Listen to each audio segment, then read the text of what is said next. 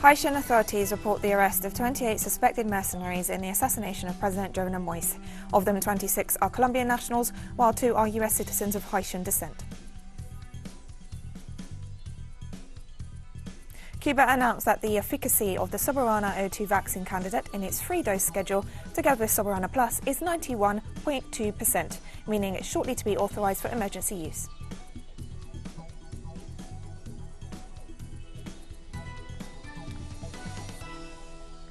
Former South African President Jacob Zuma could walk free on parole in 4 months. He was sentenced last week to a 15-month prison term for contempt of court in a case of corruption.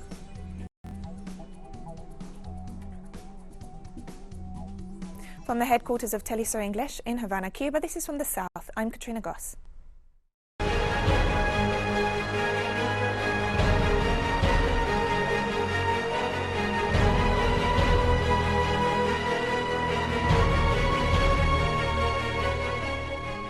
Haitian authorities arrested 28 suspected mercenaries in connection with President Jovenel Moise's killing this week. Of them, 26 are Colombian nationals, some of them with a military background, while the other 2 are U.S. Haitian citizens. At least 7 others were shot dead by Haitian police, Acting Prime Minister Claude Joseph said. 27 people were caught today, the criminals who killed the president. Today they caught 27 people who are at the hands of the police. Today, the police will give the information to the entire country of those who came to kill the president. Colombian Defense Minister Diego Molano promised full cooperation with investigators. The president of Haiti, Jovenel Moise, today Interpol has officially requested information from the Colombian government and our national police on the alleged perpetrators of this incident. Initially, the information indicates that they are Colombian citizens, retired members of the National Army. We have given instructions from the national government to our police and the army to cooperate immediately in the development of this investigation to clarify these facts. All the disposition of our public forces with the sister Republic of Haiti. General Vargas will explain the procedure and development. The Haitian police chief said the captured suspects are just executors under orders of superior masterminders.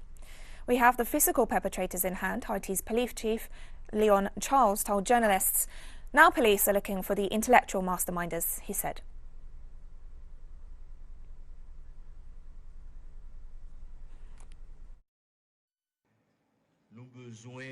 We need evidence from the crime, all the size and material, weapons and personal equipment belonging to these assailants to conduct the investigation. We already have the physical perpetrators in hand and we are looking for the intellectual perpetrators. The population continued to help the police by reporting where they were hidden. The police carry out interventions and recover weapons and other things. These people that we have found, we have an obligation to protect them. We cannot take justice into our hands. The special representative of the UN Secretary-General in Haiti, Hélène Lalime, promised international assistance in the investigation into the president's assassination. I just came out of a meeting with the Security Council where the permanent representative of Haiti made a request for assistance with the international this investigation from the international authorities, and so it is important that these requests be taken seriously. We certainly are prepared as BNU with the expertise that we have on board to assist this investigation and to reach out and to call for further expertise as necessary. There certainly are tensions. There are certainly people on all sides of this issue having different interpretations of Article 149. That's why it's important that dialogue happen and that the Haitian authorities and Haitian stakeholders have a dialogue so that a way forward can be charted one that gives the people of Haiti the opportunity to decide who their next government. The Organization of American States also jumped into the Haitian crisis, hinting at foreign intervention. The OAS pledged its determination to work for what it termed the Haitian cause. Both Colombian President Ivan Duque and OAS Secretary General Luis Almagro suggested a special mission should be sent to the island to evaluate the situation on the ground. Haiti has been suffering intermittent foreign invasions under different banners since 1915, when a United States expeditionary force landed on the island. All armed interventions have been explained on concerns for the well-being of Haitians. This vile assassination, Haitians must join together to ensure peace and security and to prepare for legislative and presidential elections this year. This is the only way forward. The people of Haiti need democratically elected leaders who can take action to reestablish security, rebuild confidence in the government, and reinvigorate the economy. Our Organization of American States is grieving today. At the same time, it is more determined than ever to continue working for the Haitian cause. The institutional stability of Haiti must be at the center of our concerns. And we'll be right back after this very short break, so don't go away.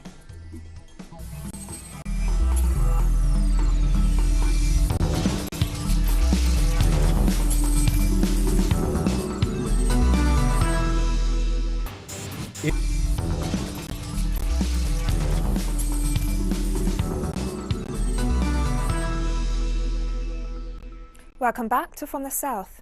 Cuban vaccine Soberana 02 and its Soberana Plus complement have recorded a 91.2% efficacy in preventing disease caused by COVID-19, the island scientists reported. Soberana is Spanish for sovereign. An independent committee verified these results, authorities said. Having met vaccine status, Soberana 02's emergency use will be authorized in due course by the regulatory body. Cuba now has 2 vaccines with proven efficacy of over 90%, after scientists announced on June 21st that their Abdala jab reached 92.28% in its 3-dose dosage.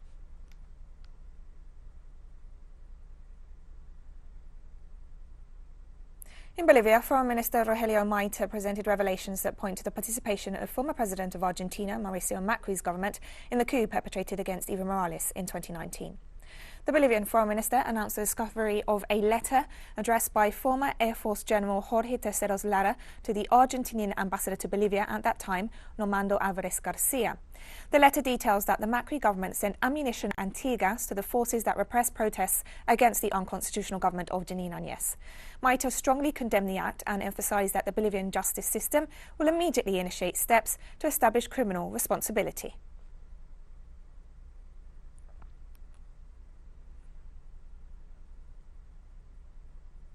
Uruguay's right-wing government seems determined to break up Mercosur. Montevideo announced it will no longer be bound by the common trade treaty tariffs. Uruguay's announcement preceded the Mercosur summit on Thursday, chaired by Argentina's President Alberto Fernandez, a staunch defender of the treaty launched by Argentina, Brazil, Paraguay and Uruguay to strengthen and complement their economies and set better trade negotiating terms. Montevideo said it would now negotiate tariffs separately with trade partners.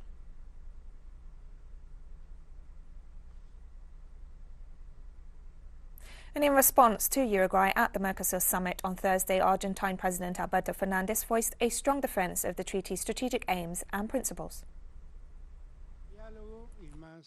Unity in diversity means, in the case of Mercosur, more dialogue and solidarity. These values transcend the constitution of a common economic space, of a cohesive platform of international insertion in a globalized world. They are basically the pillars that make our people feel like part of that project, citizens with a common identity. It is with more and not less regional integration with which we will be in better conditions of producing and trading, negotiating and competing. United States operatives were able to watch and hear journalist Julian Assange live via streaming when he was inside the Ecuadorian embassy in London. The service was courtesy of the Spanish security firm paid for by Ecuador's government to protect the premises. The company, Undercover Global, was happy to break all codes of conduct in order to help its US friends, as its owner, a former military man named David Morales, has acknowledged before Spanish courts. The investigation has produced witnesses, emails and documents proving that not only Assange was under surveillance, but also the diplomatic staff and the ambassador himself. The surveillance finished when Assange was betrayed by Ecuador's President Lenin Moreno and delivered to the British police after 7 years. Assange is currently fighting an extradition request from Washington.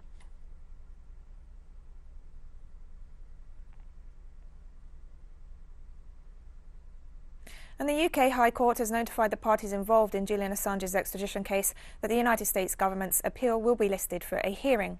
Permission has been granted on a limited basis, allowing only narrow technical grounds to form the basis of the appeal. Crucially, the High Court did not allow the United States to appeal any of the factual findings concerning Assange's condition, which led a judge in January to block his extradition on fears his life would be at risk. No date has been set for the hearing. Assange remains behind bars in London's high-security Belmarsh prison.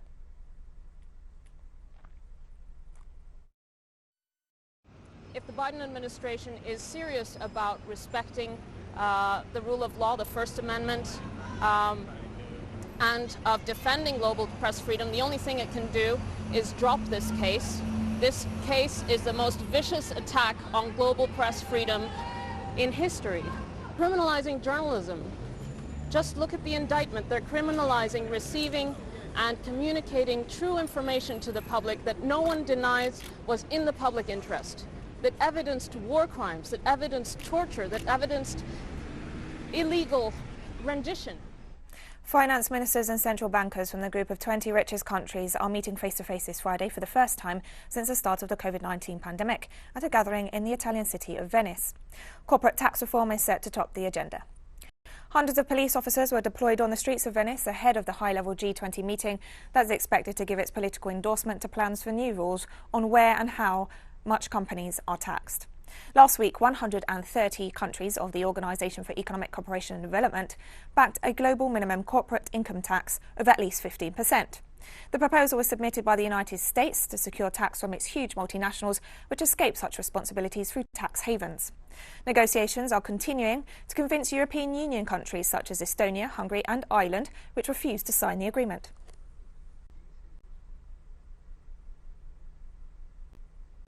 China said Thursday the United States should stop slandering the country and look at its own human rights crimes. The statement comes in rejection of a recent US report saying that 17 countries, including China, failed to meet the minimum standard in preventing human trafficking.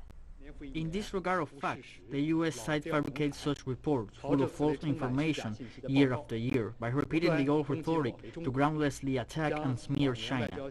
It is hell-bent on advancing its lying diplomacy. China expresses strong dissatisfaction with and firm opposition to this. In this report of 600-plus pages, the U.S. glosses over its own problems with less than half a page. This fully reveals the double standard of the U.S. side of being strict with others while treating itself with leniency. The U.S. has no authority to act as a judge on human rights. It should earnestly reflect on its human rights crimes, including forced labor and human trafficking, stop vilifying others, and stop interfering in other countries' domestic affairs with human rights as a cover. And we have more stories coming up after this final short break, so stay with us.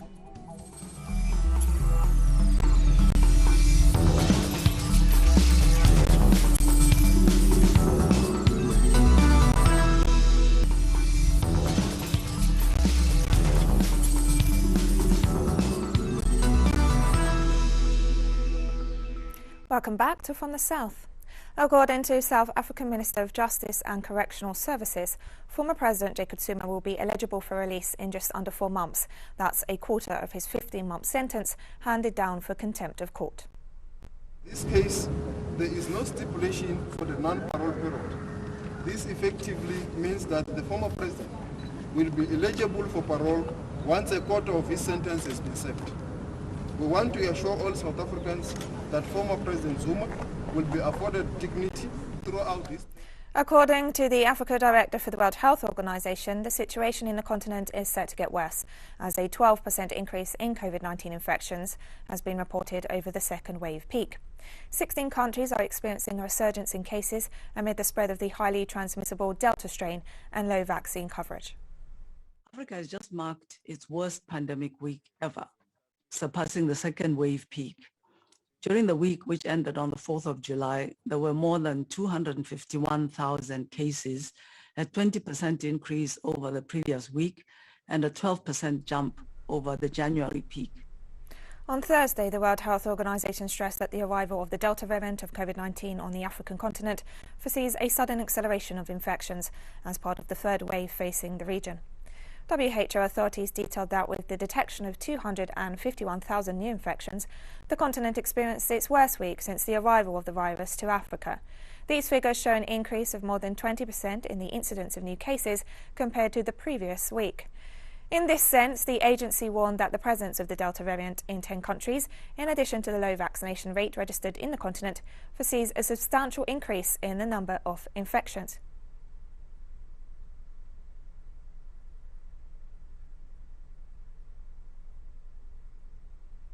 While many countries are struggling with COVID-19, the Caribbean island of Anguilla has managed to control the pandemic and reopen tourism, its main source of income. Obviously, the global pandemic has impacted all of us, irrespective of where we are. It has impacted us, and to my mind, that is low. But the high is the way we have been able to manage the pandemic, handle the pandemic, and open our economy to tourist arrivals, which is has been tremendous for us. And to do that in a controlled manner where people can participate in the economy while keeping the community safe. The former director of Brazil's health ministry, Roberto Dias, was briefly arrested and freed on bail for perjury before a Senate commission in Brasilia investigating corruption in the acquisition of vaccines. The arrest was requested by the head of the Senate's investigating commission, Omar Assis, after a heated debate. I do not accept that the ICC is becoming a force. We have more than 527,000 dead from this pandemic, and the guys are doing deals with vaccines. He's going to jail for lying, for perjury, and if I am abusing my authority, his lawyer or any senator can prosecute me. But he will be detained now for Brazil, because we are here for Brazil, for those who died, for the victims. We are not here to play. 3 rockets were fired at the United States Embassy in Iraq this early Thursday. Bases hosting U.S. forces had been attacked with rockets and drones the day before. According to the Iraqi army, the embassy itself was not hit, but 3 nearby places in Baghdad's heavily fortified Green Zone were. U.S. forces, who have more than 2,000 troops deployed in Iraq, have been targeted almost 50 times this year. But the last few days have seen an increase in the frequency of strikes. In the previous incident, 14 rockets were fired at an airbase hosting U.S. troops in the western province of Anbar, causing minor injuries to 2 personnel.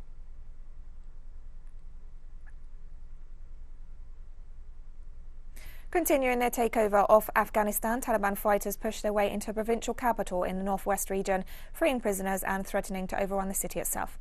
The assault on Qala-i-Naw is the latest in the Taliban's recent offensive, which began as United States and North Atlantic Treaty Organization troops began withdrawing from the country. In the span of just over 2 months, the Taliban have managed to seize more than 150 of Afghanistan's 400 districts. These recent Taliban victories have put the Afghan government in an increasingly difficult position, with more than 1,000 Afghan troops fleeing into neighbouring Tajikistan last week to escape the Taliban advance.